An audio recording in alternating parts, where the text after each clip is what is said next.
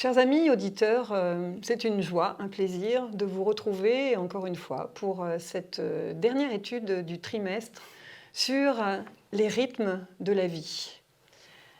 Aujourd'hui, nous avons autour de cette table pour nous aider à comprendre ces textes et cette leçon deux pasteurs de l'Église adventiste, Camille Gétraud, bonjour. Bonjour. Et Jean-Marc Laure, bonjour. Bonjour.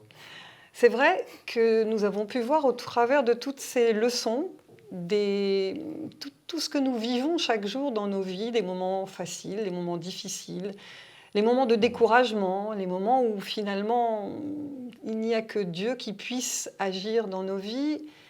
Mais avant de commencer cette étude et d'ouvrir la parole de Dieu, je vais demander à Camille Gétraud de prier pour nous. Quelle joie, Seigneur notre Dieu, de partager ce que tu as à nous dire aujourd'hui. Te prions pour que cette étude soit fructueuse, Seigneur, et nourrisse chacun des auditeurs ainsi que nous-mêmes, au nom de Jésus-Christ. Amen. Amen.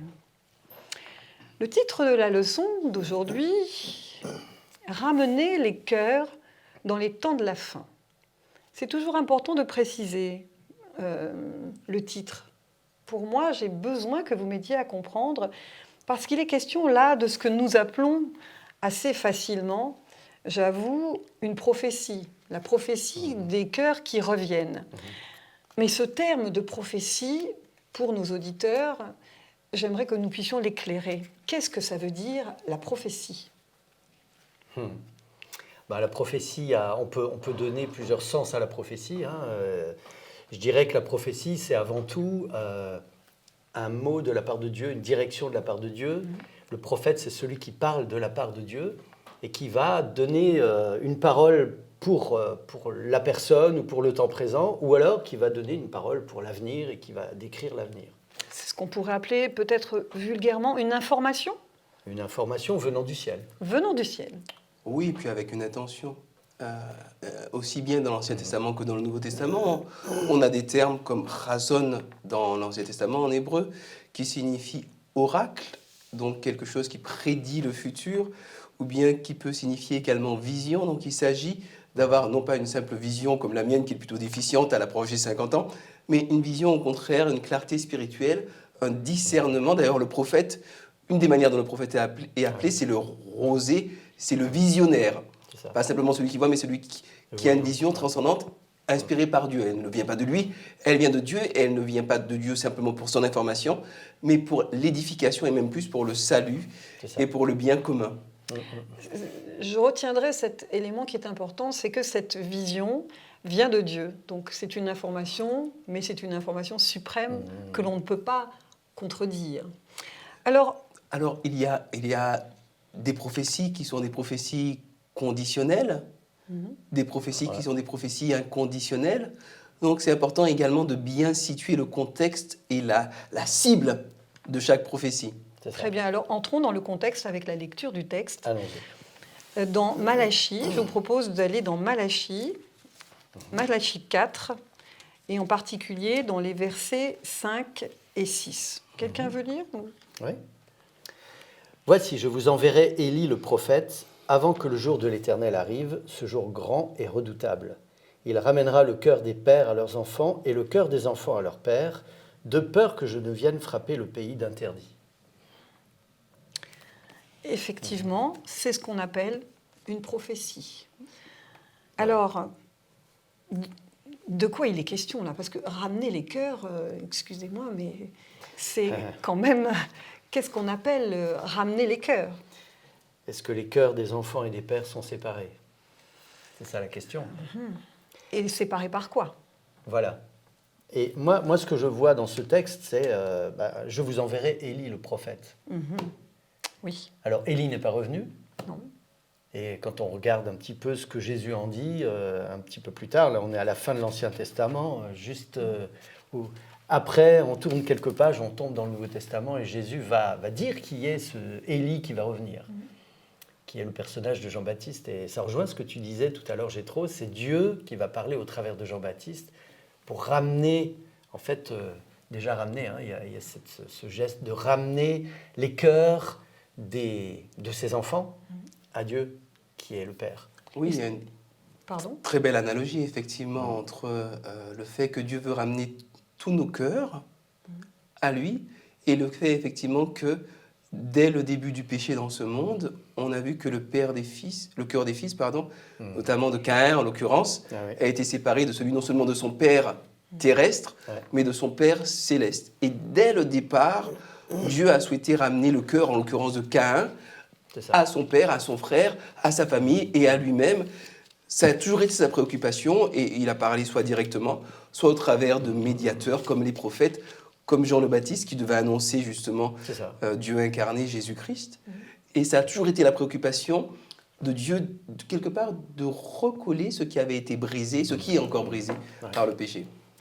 Mais lorsqu'on parle d'envoyer Élie, il y avait un Élie qui était déjà venu. Et là, Oui. on parle d'un nouvel Élie. Et il y aura peut-être même un troisième Élie. Donc, Ouais, ouais. est-ce que vous pouvez nous situer ce premier Élie, qui est donc dans l'Ancien Testament, Ouais. ce nouvel Élie, donc je vous enverrai Élie, ce prophète, qui est-il? Est-ce que c'est Jean-Baptiste? Alors, Le nouvel, ouais. il y a, dans beaucoup de prophéties, je vais utiliser deux termes techniques, mais que je vais expliquer, ils sont très simples en fait. Il y a une dimension synchronique et une dimension diachronique. Alors la dimension diachronique, c'est ce qui se passe tout au long et qui revient en cycle quelque part dans l'histoire de l'humanité. Et puis la dimension synchronique, c'est ce qui se passe à un moment bien précis du déroulement chronologique des choses. Alors, prenons un exemple tout simple, le cycle des juges. Le cycle des juges, et on va pouvoir revenir ensuite Oui. à la question, parce que je n'ai pas oublié la question. Le cycle des juges, il se passe de la manière suivante. Le peuple se rebelle, survient une ruine. Suite à la ruine, il y a une repentance. Suite à cette repentance, il y a la restauration de la part de Dieu. Et suite à cette restauration, il y a le repos. Et le pays fut dans le repos pendant 40 ans, et le pays fut dans le repos pendant 60 ans, etc. Et cela revient de manière tout à fait cyclique dans l'histoire du peuple d'Israël. Et ce même cycle, on le retrouve également à l'histoire de l'humanité, à l'échelle de l'histoire de l'humanité.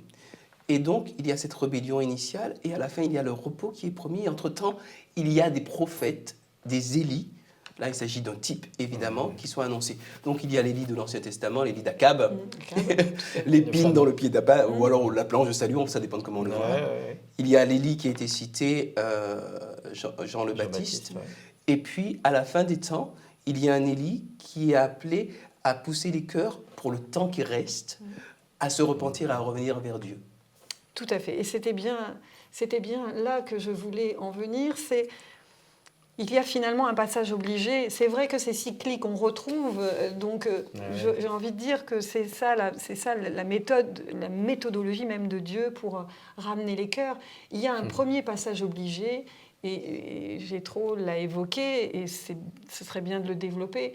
Cette première étape, c'est la repentance. Ah oui. Ramener les cœurs, étape 1, j'ai envie de dire, c'est repentance. Mais repentance, revenir, ça veut dire quoi exactement pour nos auditeurs qui nous écoutent ce matin? C'est un cadeau que Dieu nous fait, en fait. Moi, ce que je trouve extraordinaire, c'est que Dieu sait à l'avance comment les choses vont se passer. Dieu supporte la rébellion de son peuple. Dieu supporte... je vais le parler, je vais le dire d'une manière très personnelle. Dieu supporte mes errements. Et Dieu supporte malheureusement mes péchés, ou plutôt heureusement. Et Dieu m'appelle à la repentance. C'est-à-dire Dieu m'invite à prendre conscience de mon état, de ma situation, et surtout, ce qui nous amène à la repentance, c'est l'amour de Dieu. C'est l'amour de Dieu. Oui. C'est ça. Oui. C'est ce qui change tout. On est témoin de ça. Vous enlevez l'amour de Dieu, il n'y a pas de repentance possible. Oui, parce que s'il n'y a pas l'amour de Dieu, il y a juste l'énoncé des faits, la qualification des faits et la sentence. Et la sentence, c'est la peur. Et la peur, et finalement la souffrance et la condamnation. Voilà. Et l'amour de Dieu, c'est vraiment ce qui nous permet de prendre conscience de la portée, de la nature de ce qu'on a fait. C'est ça. Et non pas à regretter parce que finalement on s'est fait prendre ou qu'il y a eu des conséquences négatives, mais simplement parce que l'Esprit de Dieu nous a révélé, tout en nous donnant la lumière de son amour, la laideur de ce que nous avons pu commettre. Et la repentance, je crois que c'est cela. Ça n'est pas tant dire « j'ai péché, Seigneur, pardon, j'ai péché », mais c'est plutôt reconnaître le caractère laid.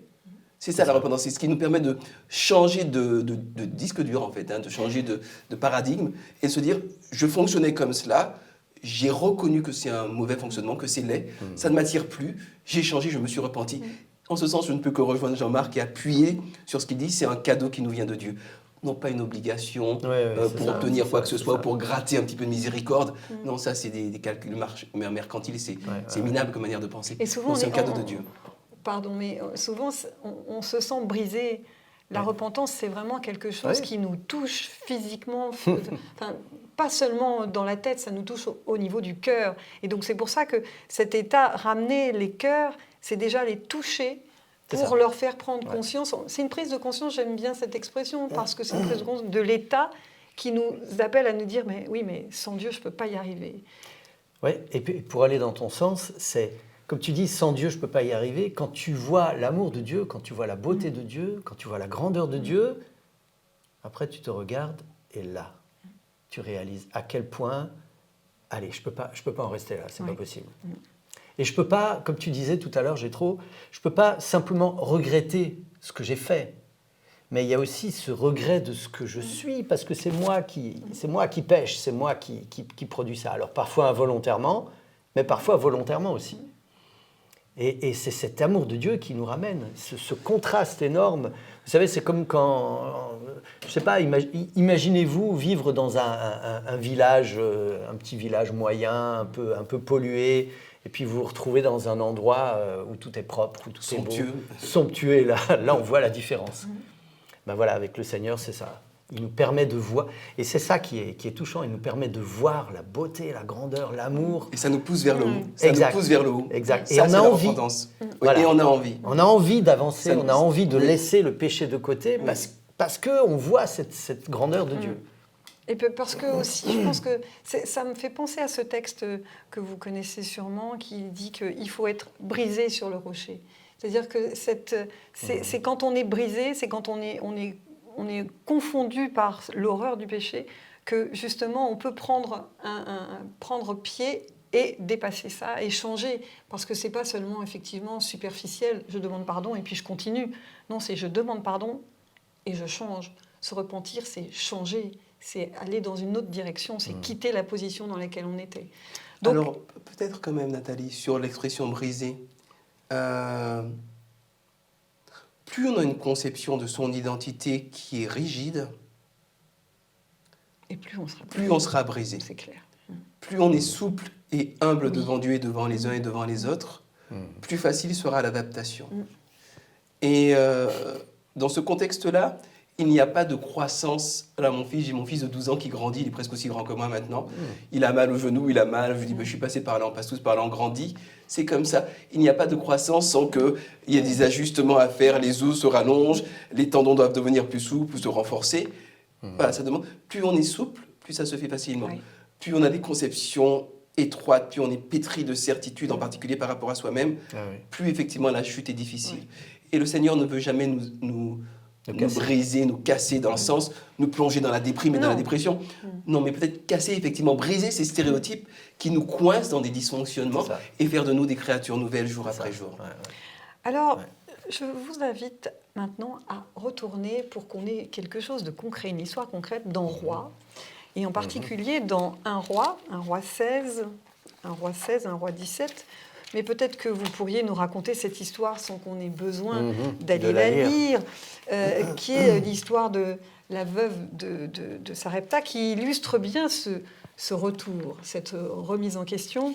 J'aime beaucoup cette histoire, et je l'ai souvent racontée aux enfants, parce qu'elle montre la grandeur de l'amour de Dieu, qui est illimité, comme ces cruches qui ne se vident plus. Allez, je vous écoute. Qui veut nous raconter l'histoire de la veuve de Sarepta ? En 2 mots. En 2 mots. Alors, c'est Élie le prophète qui... en fait, on est en pleine famine en Israël. Et Dieu envoie Élie pour être nourri, pour pouvoir survivre à Sarepta. À Sarepta, c'est dans le territoire de Sidon, de là d'où vient la reine qui a fait pécher tout Israël, Jézabel. Alors, c'est étonnant de voir Dieu qui envoie Élie dans cet endroit-là.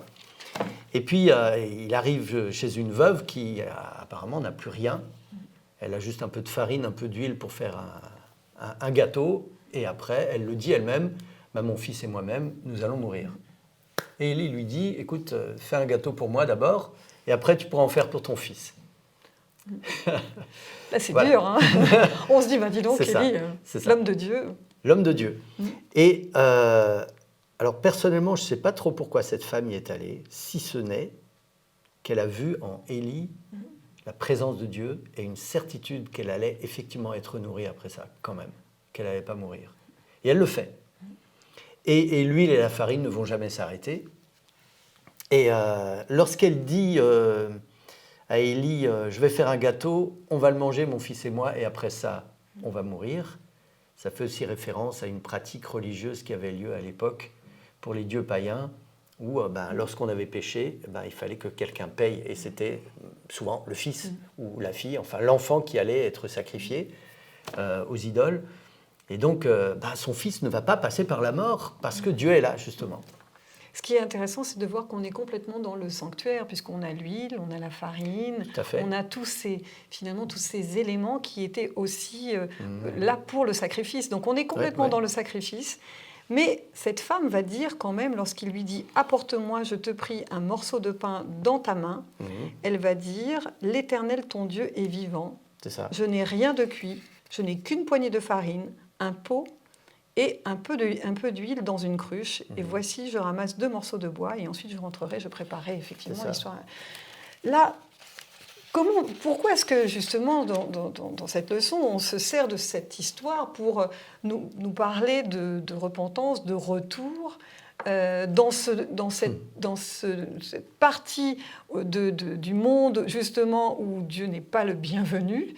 Cette femme, comment est-ce qu'elle a entendu parler de Dieu? On ne sait pas. Non, on ne sait pas. Mais certainement, Dieu le fait à cet endroit-là avec Élie pour servir de témoignage à tous ceux qui sont autour. Parce qu'elle a dû, dans une période de famine, elle a dû aller nourrir tout le village après, avec l'huile et les cruches qui ne se désemplissaient plus.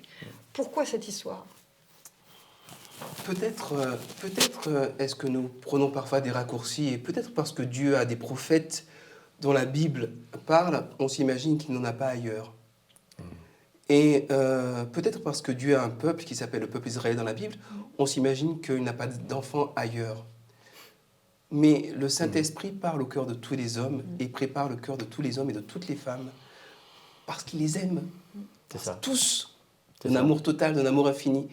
Et quand, effectivement, on voit dans la Bible des personnes comme cela dont nous n'attendrions pas qu'elles écoutent le Seigneur, comme cette femme Rahab, comme cette femme, ou bien comme la Samaritaine, ou comme la femme cananéenne, enfin, toutes ces personnes que les catégories religieuses de l'époque auraient classées comme non-croyants, non proches de Dieu, bien Dieu lui voit des cœurs qu'il aime, qu'il prépare, à qui il parle en permanence, il frappe à leur porte, et à un moment donné, il y a un lien, parfois avec un prophète dit officiel, mais il y a d'autres prophètes dont la Bible ne parle pas.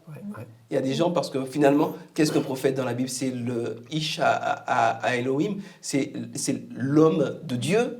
Hein, c'est l'homme de Dieu. Et l'homme de Dieu ou la femme de Dieu, c'est celui que Dieu va utiliser à un moment donné dans le but de porter un message particulier, une puissance, une aide particulière à ceux qui en ont besoin. Donc, je crois qu'aussi bien le prophète que cette femme ont profité et ont rapproché par leur interaction leur cœur à tous les deux, et du Fils également, de Dieu. C'est vrai, et c'est vrai que le titre de cette leçon, c'est « Ramener les cœurs », et la famille est la première à être concernée, parce qu'en fait, il y a un travail personnel et il y a un travail aussi collectif des cœurs dans la famille, et avant la famille spirituelle, il y a la famille que nous représentons, nous, nos foyers. Et c'est vrai qu'aujourd'hui, on peut le dire, et c'est pas seulement, ça ne date pas d'aujourd'hui, les familles sont bousculées par, dans l'Église comme à l'extérieur de l'Église, par les séparations, les divorces, et qui engendrent bien sûr des électrons libres qui vont avoir du mal ensuite à recréer leur propre foyer. Est-ce qu'on peut dire, comme tout à l'heure, Jétro l'a évoqué, que c'est vraiment une histoire qui se répète depuis l'Éden? Est-ce que c'est quelque chose qui recommence et qui est récurrent et qui va nous amener jusqu'au bout? Et c'est pour cela qu'il y a cette prophétie de ressouder, de rassembler, de ramener, un rappel encore, souvent Dieu rappelle, ramener le cœur des pères au fils. Alors, je voudrais partir de la question que tu poses en faisant référence à ce que tu viens de dire, Jétro, concernant le fait que Dieu et le Saint-Esprit s'adressent à tous les hommes.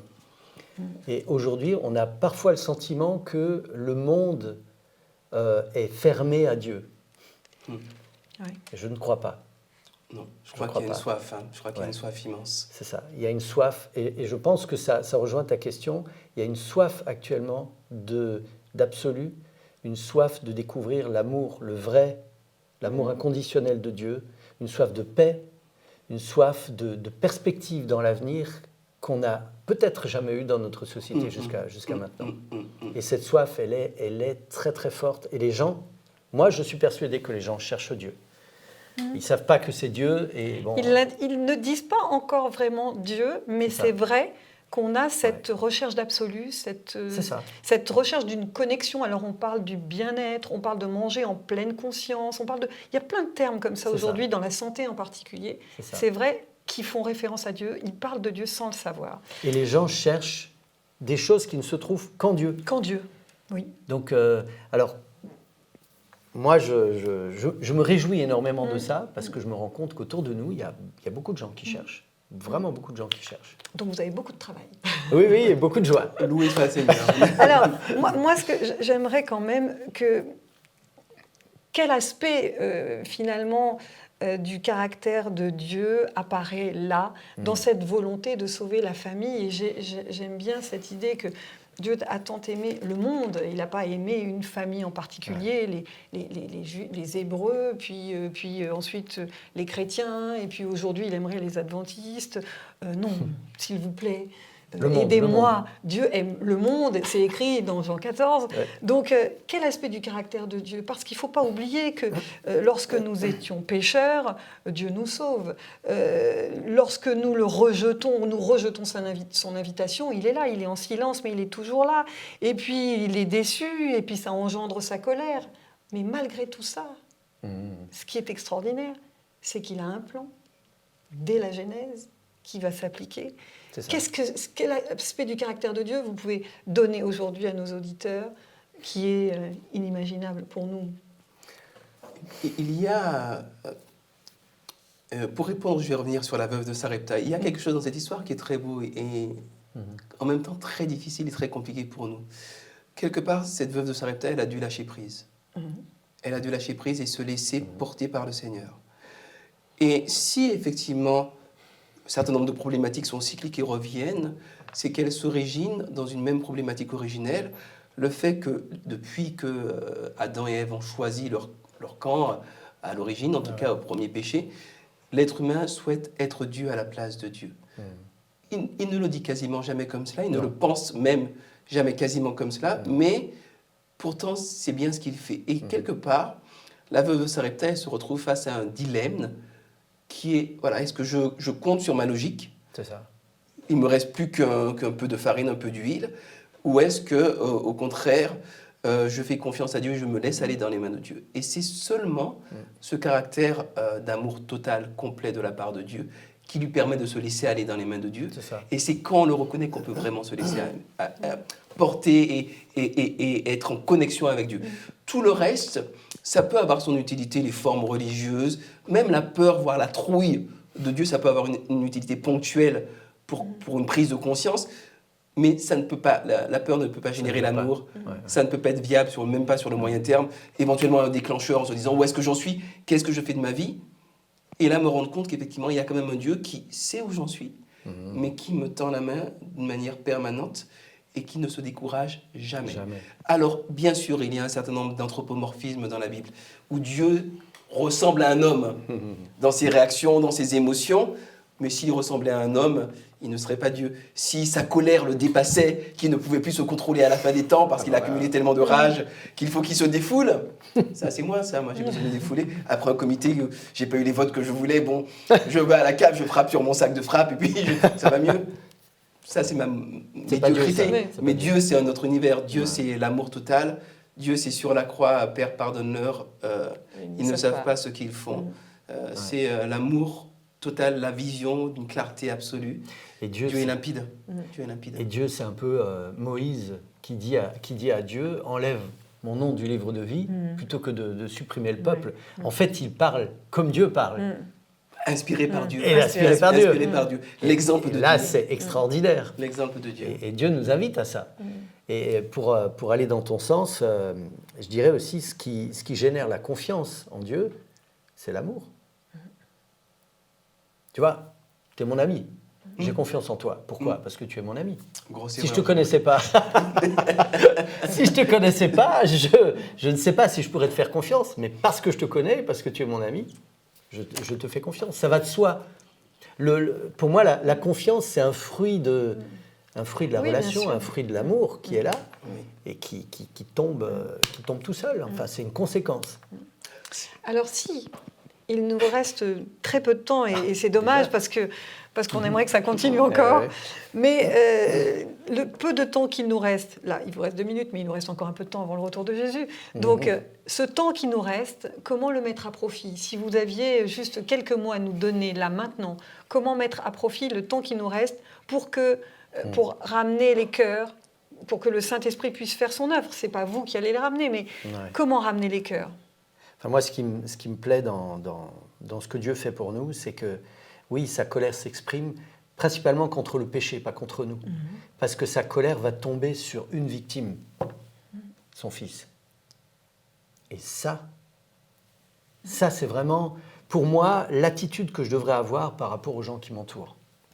C'est-à-dire, les gens qui m'entourent, je peux les aimer. Même si je ne les connais pas, je peux les aimer, je peux les approcher.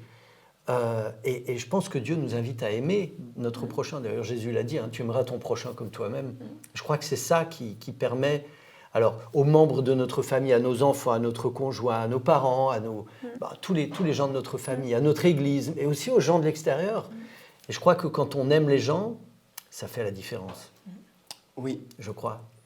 Et je crois qu'il faut chercher à aimer jour après jour, se battre contre soi-même et partager ce caractère de Dieu. Pour ma part, ce qui m'aide parfois, c'est de m'imaginer que je sors de prison et de regarder le monde avec les yeux de quelqu'un qui sort de prison, qui était entre 4 murs pendant des années, et chercher la beauté partout et m'en repaître et la partager. À la maison, pour commencer, c'est pas toujours le plus facile à la maison, hein. Et puis partout, à l'église, dans la rue, dans le monde, chercher la beauté là où elle est et puis la partager. Parce que Dieu met quand même beaucoup de beauté dans son monde, malgré tout ce qu'il y a de douloureux. Merci à vous d'avoir accepté de nous conduire dans plaisir. cette étude. Merci à vous, auditeurs. Nous sommes toujours ravis de partager ce temps avec vous, même si vous êtes cachés derrière le petit écran. Mais sachez une chose, c'est que cette dernière prophétie, cette dernière leçon, c'est un vrai souhait de Dieu et que c'est seulement si nous l'acceptons qu'elle pourra s'accomplir dans nos vies et que nos cœurs pourront être rapprochés les uns des autres. Dire oui à Dieu, c'est faire l'expérience de la foi. Pourquoi pas ? À bientôt pour une prochaine étude.